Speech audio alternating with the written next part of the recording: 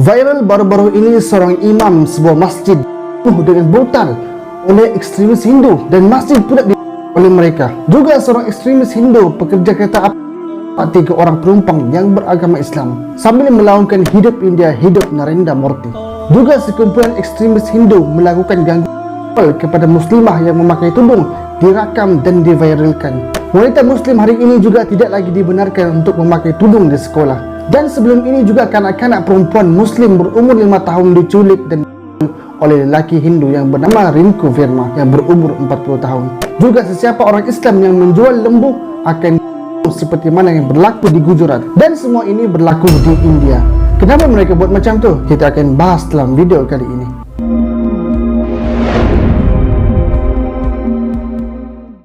Assalamualaikum warahmatullahi wabarakatuh. Sahabat semua, apa khabar? Semoga sihat selalu dan diberikan kebaikan dunia dan akhirat.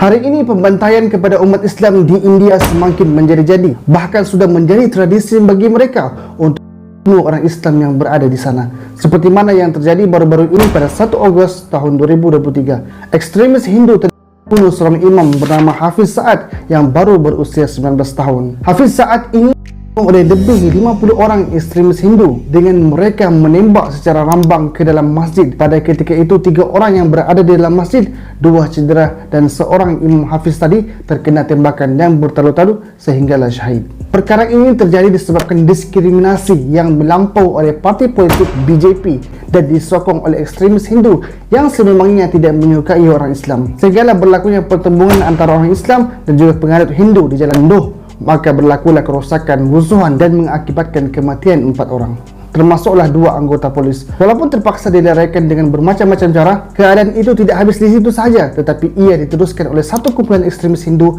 yang memang ada hubungan dengan kerajaan India. Kira keballah mereka ini dijaga dan dilindungi oleh kerajaan India.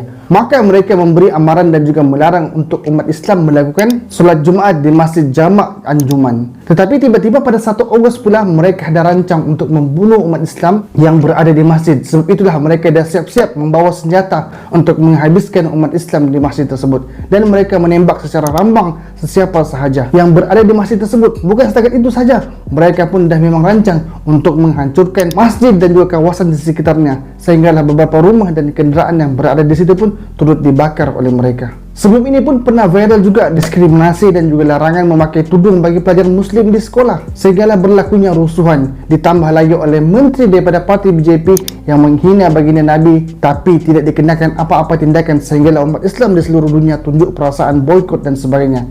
Kerajaan di India ni mereka dah pun menzahirkan kebencian mereka kepada umat Islam, sampailah mereka nak tangkap dan hukum Dr. Zakir Naik, sehinggalah hari ini Dr. Zakir Naik masih lagi berada di Malaysia. Untuk makluman semua, pembantaian dan diskriminasi melampau Hindu di India kepada umat Islam bukanlah peristiwa yang pertama kalinya berlaku. Bahkan pada tahun sebelum ini pun mereka dah lakukan bermacam-macam kezaliman, penindasan terhadap orang Islam yang berada di sana. Kejahatan dan kezaliman ekstremis Hindu ini sebenarnya dah bermula pada tahun 1947. Namun keadaan semakin buruk dan ekstremis Hindu ini makin menjadi-jadi dan melampau sehingga terus meningkat ketika mana negara India dibenangi dan diperintah oleh parti BJP yang diketuai oleh Narendra Modi pada tahun 2014. Sebenarnya Narendra Modi ini pun sebelum ini pernah melakukan rusuhan, tapi sejak 2014 kemenangannya dalam pilihan raya sehingga ke hari ini dialah yang memerintah India dan dia juga mampu melakukan apa sahaja yang dia inginkan.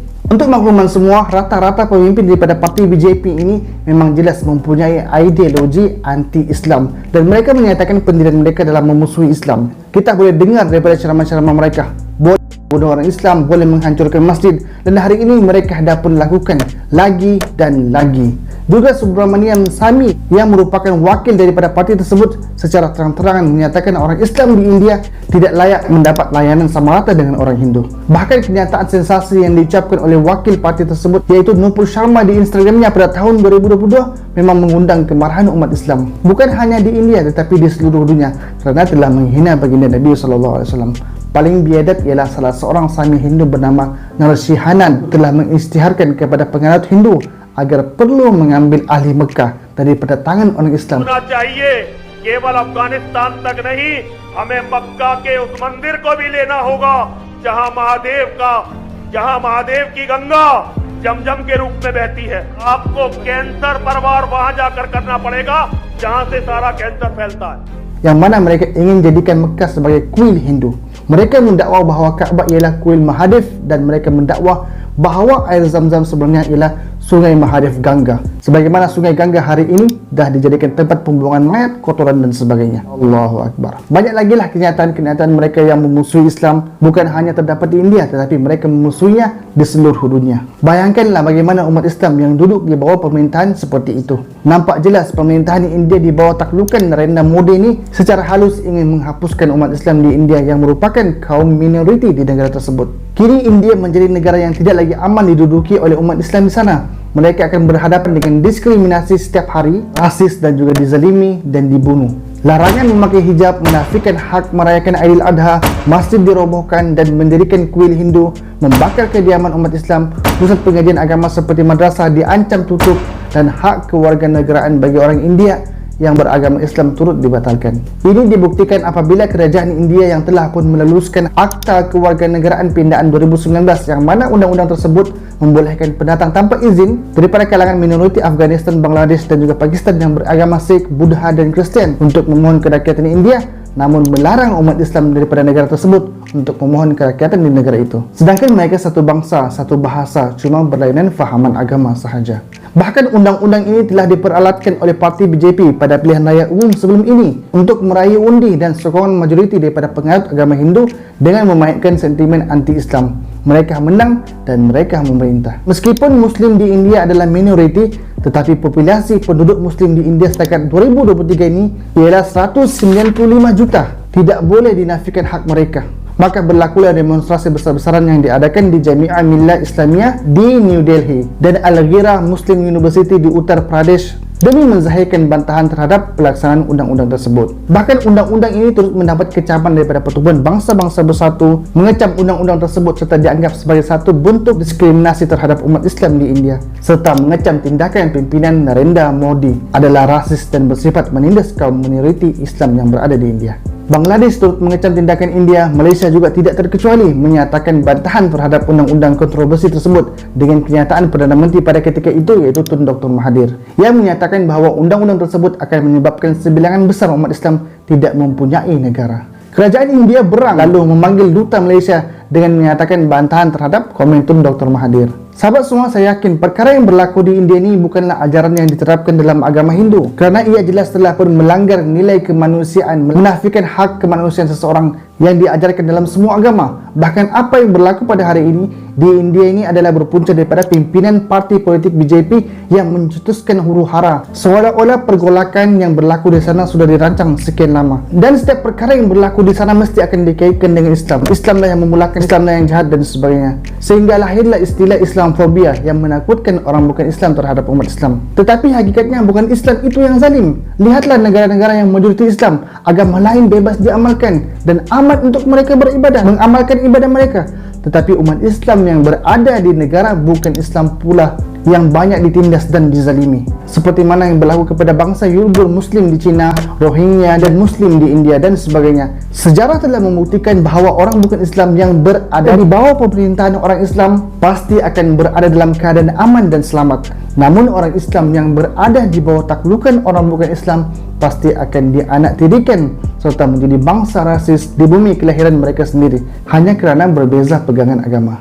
Hakikat yang kita kena terima juga ialah akhir zaman umat Islam akan dikerumuni, diratah oleh musuh-musuhnya, sebagaimana sabda Rasulullah SAW yang bermaksud akan datang umat-umat lain akan mengelilingi kamu, iaitu musuh-musuh Islam akan menyerbu untuk membinasakan kamu, seperti mana mereka yang pelahap mengelilingi hidangan yang lazat. Maka seorang sahabat bertanya, adakah jumlah kita pada masa itu sedikit ya Rasulullah? Jawab Rasulullah, tidak, bahkan jumlah kamu ramai, tetapi kamu seperti buih air bah yang banyak. Dan sesungguhnya Allah mencabut kehebatan kamu yang ada di dalam hati-hati musuh kamu, dan Allah mencampakkan ke dalam hati kamu penyakit al-wahan. Lalu seorang sahabat bertanya, apakah al-wahan itu ya Rasulullah? Jawab Rasulullah, cintakan dunia dan takutkan mati. Itulah yang kita hadapi sebagai umat Islam. Meskipun begitu, sebagai seorang Muslim yang punya iman, kita tidak akan duduk diam sahaja. Kita bantu saudara se-Islam kita dengan apa yang kita mampu. Seperti di Palestin, kita bantu daripada segi kewangan, idea dan sebagainya. Tidak mampu dengan kewangan, kita bantu pula dengan doa.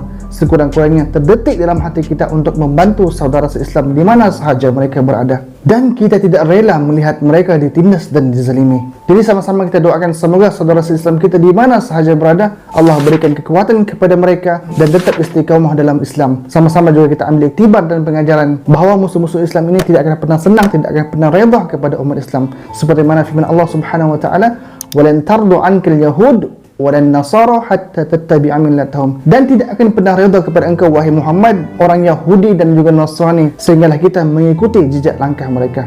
Jadi sama-sama kita ambil iktibar dan juga pengajaran. Kita tidak tahu bila pula giliran kita akan datang, yang akan diserang dan sebagainya. Jadi cukup sekali itu sahaja. Jika video ini bermanfaat, share sekarang. Assalamualaikum warahmatullahi wabarakatuh.